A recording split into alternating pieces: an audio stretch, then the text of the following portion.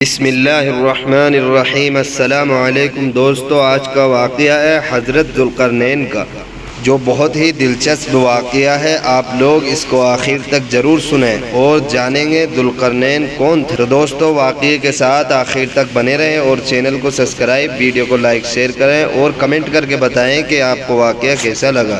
ابو الورقہ رحمۃ اللہ علیہ فرماتے ہیں، میں نے حضرت علی بن ابی طالب رضی اللہ تعالی عنہ سے پوچھا کہ حضرت ذوالقرنین علیہ السلام کی پیشانی کے دونوں اطراف کسی چیز سے بنے ہوئے تھے کہ آپ ذوالقرنین یعنی پیشانی کے دو مخصوص اطراف والے کہلائے۔ آپ رضی اللہ تعالی عنہ نے فرمایا کہ تم یہ سمجھتے ہوگے کہ ان کی پیشانی کے اطراف سونے یا چاندی کے بنے ہوئے تھے، ایسا کچھ نہیں ہے۔ آپ اللہ کے نبی تھے۔ اللہ نے کچھ لوگوں کو دین اسلام دعوت دینے کے لیے آپ کو ان کی طرف بھیجا۔ آپ علیہ السلام نے انہیں اللہ کی طرف بلایا تو ایک بدبخت نے اٹھ کر پیشانی کی بائیں جانب پر وار کیا، جس سے آپ شہید ہو گئے۔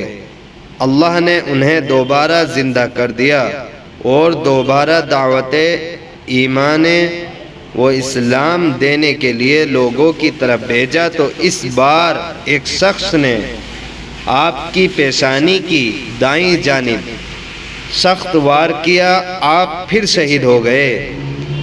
تو اللہ نے آپ علیہ السلام کو ذوالقرنین کا خطاب دیا۔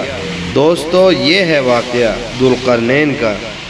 اور حضرت ابو الطفیل کی روایت میں اس طرح ہے کہ حضرت علی رضی اللہ تعالی عنہ سے جب ذوالقرنین کے بارے میں پوچھا گیا تو آپ رضی اللہ تعالی عنہ نے فرمایا کہ حضرت ذوالقرنین اللہ کے نیک بندے تھے، لوگوں کی خیر خواہی کی اور ان کو اللہ کی طرف بلایا، مگر بدبختوں نے آپ کی پیشانی کی ایک جانب پر حملہ کر دیا، جس سے آپ شہید ہو گئے۔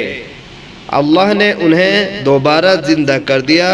آپ نے دوبارہ لوگوں کو اللہ کی طرف بلایا تو آپ کی پیشانی کی دوسری جانب حملہ کر کے آپ کو دوبارہ شہید کر دیا گیا۔ اس وجہ سے آپ کو ذوالقرنین سے موسوم کیا گیا۔ ذوالقرنین کون تھا؟ ذوالقرنین کون شخص تھا؟ سوال: قرآن کریم میں ذوالقرنین کا ذکر آیا ہے؟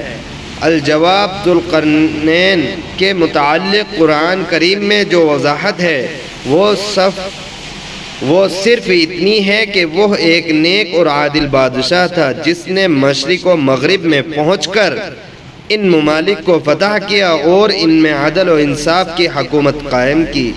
اس مہم میں اللہ تعالیٰ کی طرف سے ہر قسم کا سامان اور ضروریات اس کو عطا کیے گئے تھے۔ اس نے فتوحات کرتے ہوئے مختلف اطراف کے اسفار کیے، جن میں مشرق اقصی، مغرب اقصی اور شمالی کوہستان کے ممالک شامل ہیں۔